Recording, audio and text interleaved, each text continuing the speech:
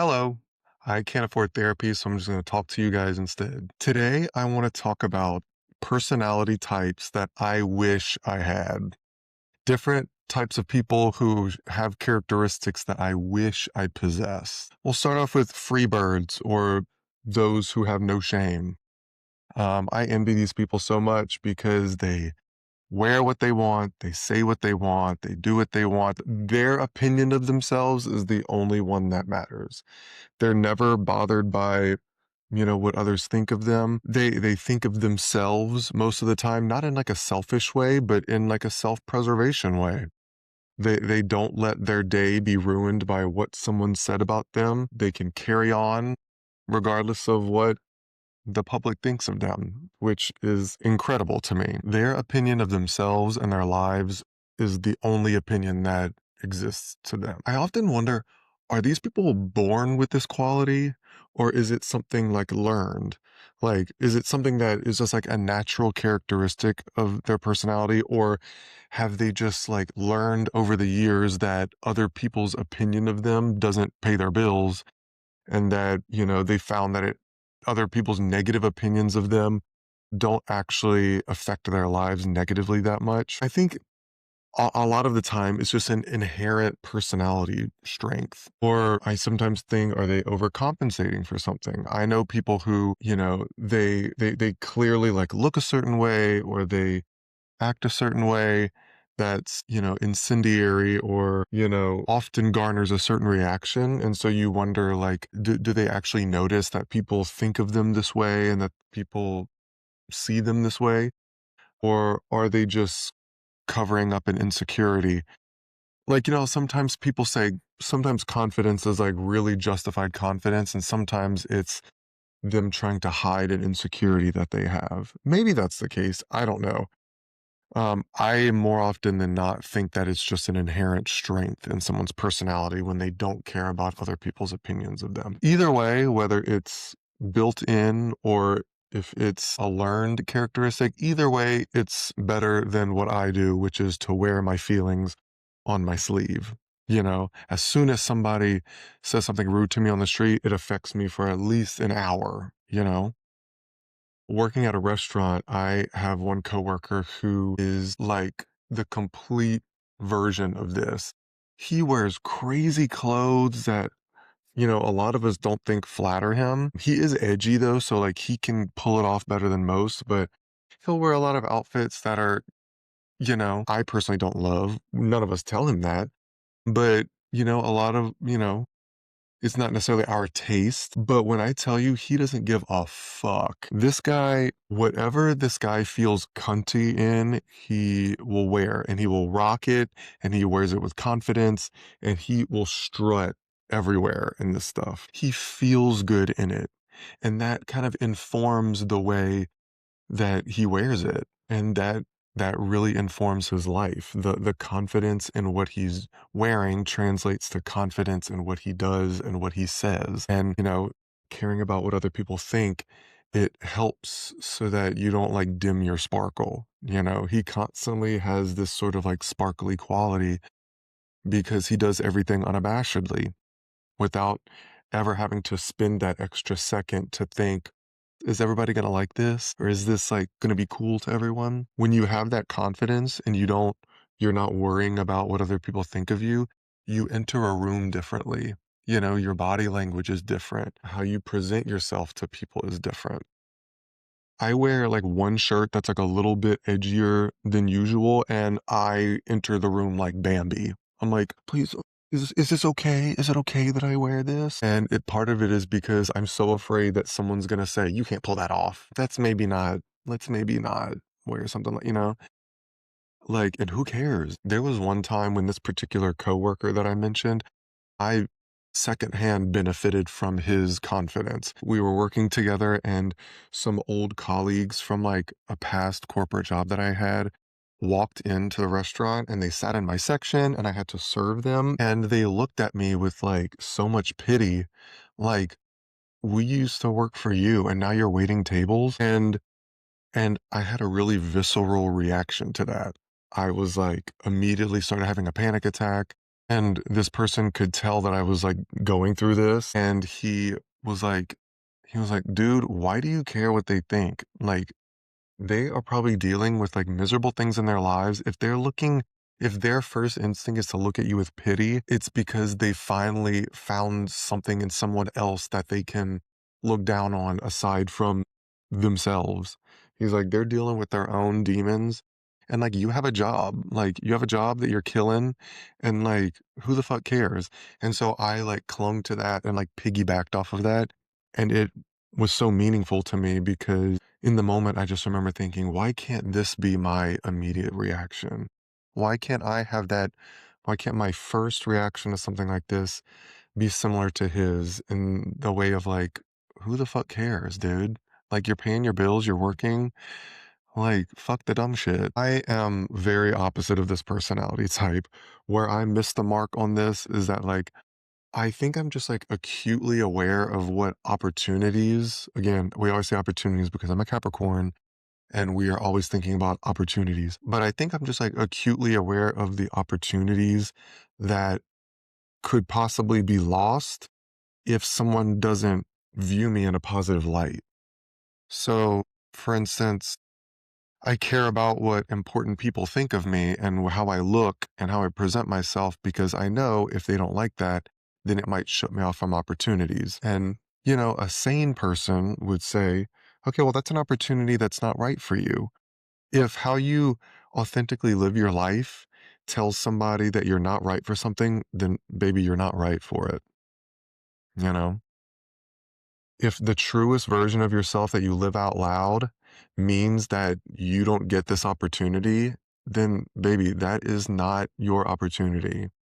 And is something that you really have to remind yourself every day. But also like what about the opposite bad effect, which is that I come off as boring? How often do we lose the opportunity to be interesting and choose to be boring because it's safe? I am the king of that. How many opportunities has this guy gotten because he decided to be wacky and crazy and to stand out, and I got overlooked because I'm standing in the corner being normal? Like, I know this seems like an obvious thing, like when we say it, but like think about it like in a practical sense. How many people are in a position right now that you envy? And honestly, it's because they decided to be weird.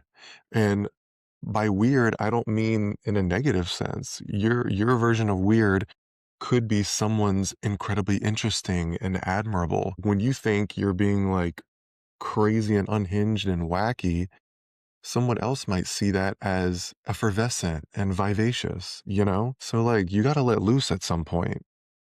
Eventually have to come to the front.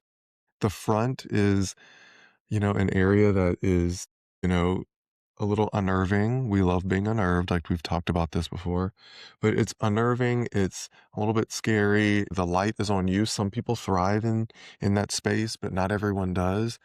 But if you don't come to the front, no one will see you. And sometimes you may like that. Some people might like to be in the background and in the corner.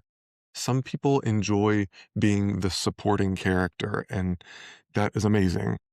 There have been plenty of times in my life where I told myself that that's what I wanted, when actually I really did want to be the main character in my own fucking life. But it was doubt and fear that was telling me that I actually just wanted to be in the background. That other voice in the back of my head is a bitch, man.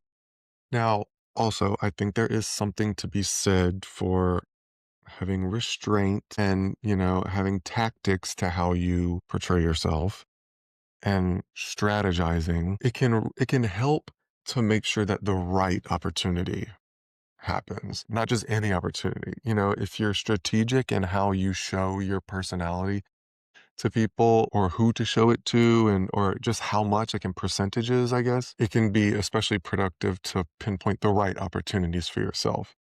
But I think the two approaches can coexist. You can let loose and get some good opportunities, and then you can target a specific audience in a certain way. You can be smart about how you exhibit yourself while also being unapologetic about those choices. I think one of the like easiest ways or the best ways to approach this every day is to just remind ourselves every day of our goodness and to just be a fan of ourselves, you know? Not be obsessed, not be, egotistical, but to be a fan of yourself, you know? My coworker, he is his biggest fan. He sells himself better than anyone I know, and it's because he is his own biggest fan, and what that does is it creates a quiet confidence that, I know what I'm doing. I'm confident in my abilities, and I know that there's something good in me that people will like and want. The next personality that I want to talk about is, one of the ones that I envy the most in this period of my life, which is the risk takers or like the most prescient of people. These people have this God given ability to, lock away any sort of fear and doubt and just execute the plan. They don't see risk, they see reward. I guess risk takers, if you called them a risk taker, they would say, no, like I'm a reward chaser because they don't see the risk. They just see the potential for reward, which is the opposite of me, where anytime I have a new venture or a tough decision, or if there's like a new relationship or something, the first thought in my head that I go to is the risk involved rather than what potential good can come out of this. Honestly, I'm the opposite of risk taker. The first thing I think about is, okay, like what could possibly go wrong? And for risk takers, that doesn't even cross their radar until later, whenever they might hit a speed bump. Then they think, okay, how can I lock in harder? But in the beginning, it's just they fully commit to the plan. And for me, I think that doubt stems from this like constant fear of being taken by surprise. I'm always thinking down the road of what bad could happen because I am so afraid of being taken by surprise and being made a fool for believing in something too much. Take this podcast, for example. This podcast is a huge exercise in believing in something for me. And you can, if you think about anyone, what's the one thread of continuity that everyone whose life you envy and you admire have in common? And that is belief, like completely unhinged belief in what they were doing. Like total belief, not one doubt that what they were chasing was the direction that they should be running in. I think that success in, the form of what we consider to be success, like in business, mostly in business, but in like most ventures and relationships and areas of your life, I think success comes from two things: nepotism or risk. I think either someone gives you the platform and the means to make something happen, or you took a huge risk and it paid off. I don't think that there's some like amorphous third way of accessing that. I think either someone gives it to you or you take it yourself. I am always too afraid to take it because apparently I'm a scared little bitch. Um, but I think most people refer to nepotism with like family, but I think any situation where someone gives you the platform without you like having to really do much to earn it, that's what I consider to be nepotism. I definitely haven't had that. That's why I'm sitting in my apartment in this rickety rackety setup. So the only option for me is to risk, which is why I'm pursuing it. And risk can be, in the form of like an investment or a business venture or starting a new relationship. Or for me, risk is often exposing like my psyche to people, exposing the vulnerable parts. It's like, oh, I'm taking a risk by sharing this with them because I don't know how they're going to respond to this. Risk takers have this specific muscle that they're just easily able to access into you know to flex that a lot of us have to work really hard to strengthen. And that muscle is that they're every time they're presented with potential good and potential bad, they always choose the potential good. And some people might think that they do that, but I don't think it counts if the potential good, if like you take that point of view, but it's towards something that is still like a safe option and isn't gonna you know, disrupt your comfort level. I think the people I'm talking about are the ones who pursue something that might leave them destitute and it might knock them on their asses. I'm not talking about someone like who pursues something that if it fails, they'll still be fine. That's not the people I'm talking about. There's still some, that's still an admirable quality because like time wasted, is a potential risk. But real risk takers, I'm talking about the big dogs. I'm talking about the big dogs of risk taking, you know? The ones who the failure was never an option for them. For me personally, the majority of my life, if a certain thing didn't have immense or like certain potential for return on my investment of time or money or focus, I just didn't start it. And I think that goes back to this theme with me that keeps showing up, which is my fear that time is limited. So it's like if I don't know that this time that I'm putting into this is going to return to me in some beneficial form, I just don't start. These people have no problem working their asses off with the potential for it to, never come back to them, which leads me into the third personality that I envy, which is the workhorses. Workhorses, I would say, are like bedfellows to the risk takers because anytime you engage in hard work, it's because you believe in something. Workhorses fully believe that their hard work will definitely pay off. That's why they keep showing up. These people have a natural instinct to want to work hard at something, which I think it's becoming kind of not extinct, but it's becoming harder to find these kinds of people because so many things are automated and we hear, work smarter, not harder so often now. So I think that personality type is starting to dwindle nowadays, but I do still see these people everywhere. I think that that is one of the most valuable personality traits, which is an eagerness to work. Everything requires some sort of work. It's in different, it's in varying degrees of like how hard the work is, but everything requires some sort of work. So if it's your natural inclination to just do that work, boom, you're all set. Also, those of you who like love to work, you're going to be employable for forever because there are many industries where they need a warm human body to do hard work. You know, uh, farmers, I know some people say machines can do that. You currently still need people to operate the machines. And also, a machine can't check to see if something has grown just about right, you know?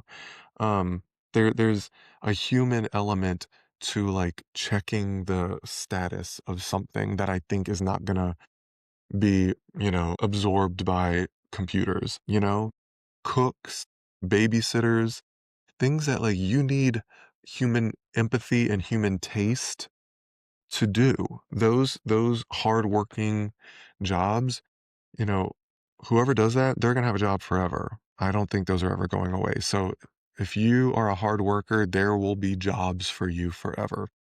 Also, community building. People who are eager to work hard for other people will always have someone returning that to them. And if it's not like a person returning that to them, I fully believe that the universe repays that in some way, some beneficial way. It builds community. When you're eager to offer your help to someone, your life will benefit from that. There will be a return on it. I mean, in regards to people in my life, I have a lot of these people that I see are in the arts. I know, visual arts friends who are, constantly painting or sculpting or doing something. A, because they're so passionate about it, but B, because they just have that instinct to constantly be working and that's why they become successful because that is just their natural inclination. I need to be working on this. I should be working on this. And so they're incredibly prolific and they have these beautiful portfolios of work. Um, I know a lot of theater friends, actors, dancers, musicians who are always auditioning. They're always taking class. They're always, filming something. They're always studying some technique. The people who have that drive to always be working towards it and don't have a lazy bone in their body, they're the ones who have a longevity of career. These kinds of people always prosper simply because the likelihood of success for people who are always engaged goes drastically up. There's something about being focused and locked in that leads to success. Okay, so the last one I want to talk about, the last personality type, is what I call the Zen motherfuckers. You know, the people that like nothing bothers them is probably the most like extraterrestrial personality type to me operate. But I want it so badly. Zen people are like the bedfellows to the free birds that we talked about earlier. You know, free birds have no shame. Zen people have no anxiety. And the only bedfellows I have kick me out afterwards. These are the people who are constantly like, it's going to be fine. No worries. These people's lives could be in a complete state of chaos, dumpster fire. You know, bills could be due. They just lost their job. They're getting evicted. And their point of view remains to be, I'll figure it out. You know, it'll all be fine. No worries. Wild, completely foreign. I am the complete antithesis to this personality. I worry about problems before they even exist.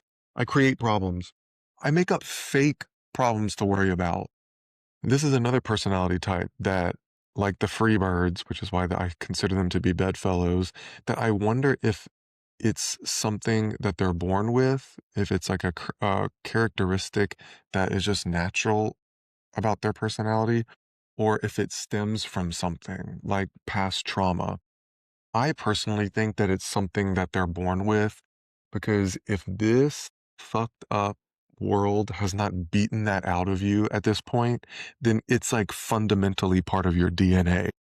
I think a lot of people do learn this from having dealt with trauma, but I don't know, maybe it's a balance of both. I remember one time I was on this horrendous American Airlines flight. It was so bad. I was flying from Charlotte. It was a connecting flight from Charlotte to Miami, and we flew through a storm. Everyone knows that during the summertime in South Florida, Central Florida, wherever, that every day that during the summer there's a huge thunderstorm because the weather from the Gulf and from the Atlantic combine and like crash into each other. And every day you could set your watch to it. There's like a crazy thunderstorm. And we were trying to land during one of those. And the turbulence was so bad, they tried to land the plane 3 different times and had to then take it back up. It was so bad. I had to look out the window because if I looked inside the cabin and saw everything shaking so violently, I was going to throw up. So I had to stare out the window. People were throwing up, they were fainting. I literally saw the flight attendants crying. That's how bad this was. I was like, dude, we're going down. Sitting next to me was this guy asleep, completely unbothered, just asleep, did not have a single worry. And afterwards, I asked him, I was like, dude, how could you keep your cool through all this? And he was like, what am I going to do if the plane goes down? You think there's something I can do to save it? No, so might as well ride it out. Like if it's going down, it's going down. What did this guy go through? Like what did he survive that helped build this immediately like Zen point of view for him in the face of chaos? Like to be so unfazed during something so frightening and stressful is wild to me. But I guess if you have lived a life of chaos, then it builds this sort of like mental and emotional stamina and resilience to more chaos. I also thought about this the other day that it's either you've survived a lot of chaos and trauma, or you've been so blessed and highly favored in your life that the idea that anything could happen to you and you not end up fine and still blessed is totally fictional to you. Could you imagine? Could you imagine having such a blessed life that even the thought of you not surviving something doesn't even enter your head? I don't think that's most people, but you never know that there could be people out there who think that way. I mean, people say ignorance is bliss. Being completely ignorant of the possible outcomes because you've never had to deal with outcomes like that, that could be blissful. I don't know why I don't have that ability to, look back and see that I'm still alive and not destitute and that I survived situations that at one point I didn't think I was going to survive and like have that inform how I approach future situations or whatever's happening in the moment. Why can't I access that ability to recognize that, nothing is life or death unless it's actually life or death? Nothing short of me actually in the face of danger of losing my life is actually going to kill me. Like what's the glitch there? Why can't I flex that muscle like other people can? And this is when it becomes the existential, like scary thing that I always deal with and I've mentioned before. And I think it's part of my Capricorn nature, which is that I consider lack of success to be equivalent to death. And the reason for that is because I feel like if my life is not lived in like a big, successful way, then my life might as well not have happened. Dude, that is some really deep rooted toxic shit. And I think I saw like a quote from a movie with Susan Sarandon in it. And I think it also that kind of speaks to my approach to like dating and how I live my life. And it's that like we want to find somebody so that there can be a witness to our lives. We want success so that the world recognizes that we were on this earth and spent time here and we existed. We want someone to say, acknowledge that you existed and it was important to me.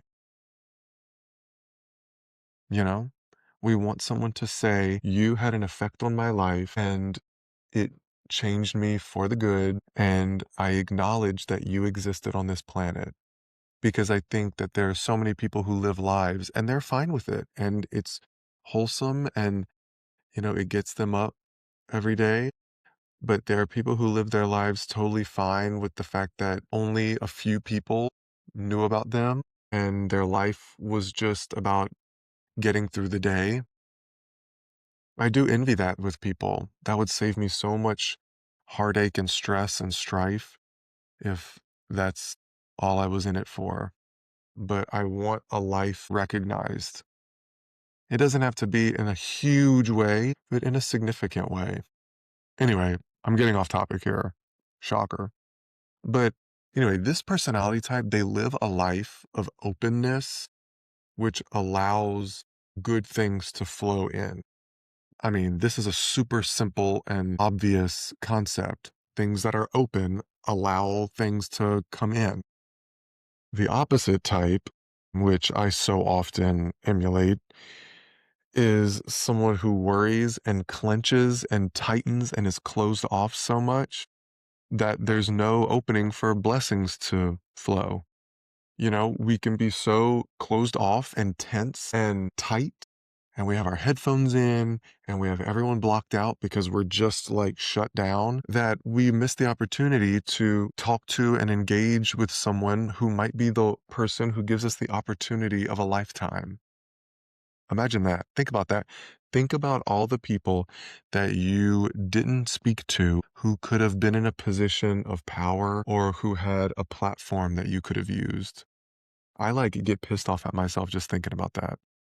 Not worrying can actually lead you to a life of not having to worry. Think about that. If you don't worry so much and shut everything out because you are trying to be safe, it keeps you from a life that's so full of good things that you actually don't have to worry and be anxious. That is kind of meta. I'd say the one con to this is that sometimes there is a sense of urgency that needs to be had in some situations. Sometimes this personality type, there are situations where that are kind of dire that you need to be a little bit, you know, tuned up and a little bit on your toes for. And if you have like no worries or anxiety about something, sometimes like this personality type is like not helpful, you know? If there's something that needs to be urgently fixed and you have no sense of urgency, sometimes like you can fuck over other people. And sometimes people need you to be like really locked in and urgent. And also, what's something that's really not nice is when someone's like, I'll get there when I get there. That is not nice. Let's not keep people waiting because you have the perspective of, when I get there, I'll get there. No, no, no. That's what we not gonna do is that. So, you know, that's the one con I'd say is that urgency is sometimes needed. So, how do I take steps to achieving the best qualities of these personality types?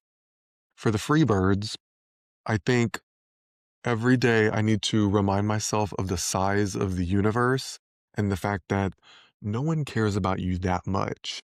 Like, at least in terms of like anyone who is going to think negatively of you, I think your family and your best friends think about you in more regard, but those people aren't usually going to, if they're thinking about you, it's because they care about you like deeply and they're not going to jump to the negative. Anyone who's going to like jump to the shallow observation of you and think negatively of you, that means they don't really care about you that much and they're not thinking about you that much, you know? But yeah, that daily reminder of the size of the universe, that what you're going through is like so cosmically minuscule, like that really puts things into perspective and makes you operate a little bit more freely. And then surround yourself with free birds because these people are going to create an environment that, first of all, is judgment free. And also, it allows you to kind of explore that like no shame game. They create an environment that gives you the freedom to do things with no shame and you know they're not going to judge you, because you do have to practice that. It's a muscle you have to constantly work. And so, they create like a safe space for you to like wear something wacky. And then because they look at it from the perspective of, oh, look how like different and like incongruous of him. Like they like that. They like the spontaneous nature of that. So it's like a workout for those qualities. For risk takers, I think you just have to take a risk. You have to practice taking risks. I need to do something each week that has zero guarantee of an outcome. I have to have no expectation of the outcome, no guarantee that it's going to be good, whether that's going on a date with someone that you know, been ghosting or someone that you've been ignoring for a while because you're not sure it's going to go well, go on the date, invest in something, whether it's time or money, try a new restaurant even, invest your time and your an experience in something that isn't guaranteed to be positive. And when you're doing it, focus on the like learning aspect of it. Look, I'm learning about something new. I'm learning about a new cuisine. I'm learning about what I actually don't want in a date is this, this, and this. And I learned that from doing this. I know I now want to invest in more things like that, or I don't, that I learned from trying this investment. Focus on like what you can learn from it. Also, laugh at whatever happens. If it's bad, laugh about it. There's been situations where I went on a really bad date or I tried a new hobby or a new restaurant or something and it was so bad. I just made myself laugh about it. I forced myself to look at the comical point of view of it and it made me feel like my time wasn't wasted. Because then what I did with it was I went and used it as a story to share with someone. If it turns out bad, then you now have a really good story to tell someone. People find so much comfort in knowing that other people flop, sometimes. People really enjoy those kinds of stories because, it adds silliness to people's day and it makes people realize, oh, okay, like it's not the end of the world. It gives perspective to people. I tried a Peruvian restaurant the other day with one of my friends, and usually with like spicy stuff, I'm like, I don't know, but I'm trying to be more eclectic in how I dine in New York City and like try different things. And it was not cheap, so I invested money, I invested time, you know. But girl, I like almost shit my pants from this food. My body completely rejected it. And so I got to share this funny story with people. I was like, y'all just be careful because this food at this restaurant was delicious, but I almost shit my pants. And so it's like it adds like a fun, silly, you know, moment in other people's day. And like now I know, okay, I got to watch out for Peruvian food. Or, it adds a silly element to a life well lived, Or, I've gone on dates with people and I was like, I'm so glad I gave this type of person a chance because I learned a lot on this date and I learned that this is something that I do actually really like in people. Now, hard workers, like the workhorses, that's a little bit harder to prescribe because like work is always work, you know? I guess one thing I could do is like create like one thing to like work on consistently each week. Like each week I can pick something that I do every day or like a month. Every day of the month I have something that I'm working on. And maybe think of it not as work, but as like a hobby and another learning opportunity. Just like something every day to be like focused and engaged in that like creates something or is productive in some way. And again, surround yourself with hardworking people. Surround yourself with people who are impassioned by something and who like to do things, not just people who like sit around and like indulge and complain. Put yourself around people who are like really working on a goal and are really locked into it and aren't like constantly putting things off. There are some people who it's like I find myself around who are like, oh, I haven't done this in like 3 months and I told myself I was going to do it, but it's just so hard. I just don't have the energy to do it. Like, I'll get to it eventually. Stay away from those people if you want the qualities of a hard worker. Stay away from those people because then it's going to give you license to not be working and it's just going to snowball. So put yourself around people who are engaged and locked in. And then also like decrease the consumption of things that are going to zap your energy because you need energy to be a hard worker. You need to be able to wake up each day and have a reserve of energy that you can access for specific things. So like, drinking, binge eating, no sleep, stuff like that, drugs. Let's try to get like mitigate the indulgence of those things. For me, it's like eating sweets that slows me down or like every now and then I'll like have drinks like one night to an extent that it like messes up my day the next day. And then I feel discouraged because I feel like I wasted a whole day. Just it's different for each person. So, just be cognizant of that. And then finally, how do I mimic the qualities of a Zen person? Baby, breathe, first of all. Breathe. We talk about this all the time. The importance of breathing energy into yourself, giving yourself a quick reset, which gives you a more Zen mindset moving forward. I need to pick a few things in my life that I remind myself that I survived so that I can draw on that whenever something similar presents itself. That's a pretty basic tactic to use. And then also, I think I could do with, rebuilding my self esteem. And I think the way that you do that is I've heard Jennifer Garner say this before. The way you build self esteem is by doing esteemable acts. So help someone out with something, offer to help somebody without being asked, go the extra mile in your job. Do the best job that you can, not because you're immediately going to be rewarded for it, but because that's the traits of a honorable and respectable human that will build your idea of yourself. There's times whenever some people take the easy route. I observe people doing something that, yeah, it benefits them, but it's a shortcut or they cheat someone out of something to benefit themselves. And, I might be sitting over here doing the right thing and being broke, but doing esteemable things that don't immediately benefit me, that makes me like myself. It makes me like the person that I am. And that's vastly more helpful to me in my life than like making a few extra dollars or, you know, getting an opportunity that I had to step on someone to get. So rebuild your self-esteem. Make sure that you like the person you are, and that will make you more zen because at least you know that at the end of the day, even if this situation kicks my ass, at least I'll still be a good person at the end of the day.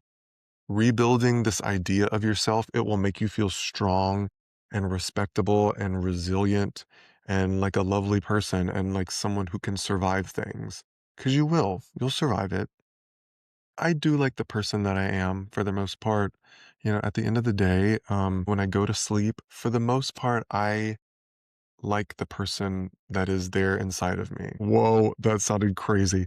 I mean, like the life that I am, the life force, the entity that I am, I like I like it. Now, slight alterations can be made, and for that, I'm just like the point of this was to recognize little bits and pieces of personalities that I observe, um, so that I can start incorporating them into my life to become, a more complete and wholesome human.